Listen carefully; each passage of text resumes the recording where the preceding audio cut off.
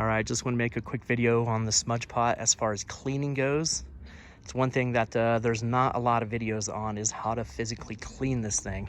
And I can tell you, after buying it for the first time last summer and using it only about 8 times, the flame really died down because this thing wasn't able to breathe from, I forgot all the diesel shit's called. But anyways, 2 screws left and right, pops right off.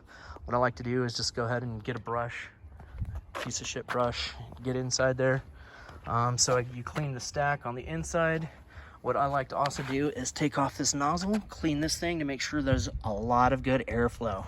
And then I clean the inside of this tube from right here that I can reach, and then also from underneath it as well. So yeah, just get in there, get a nice little brush in there, clean all that shit up, put it all back together, and she's ready for another season.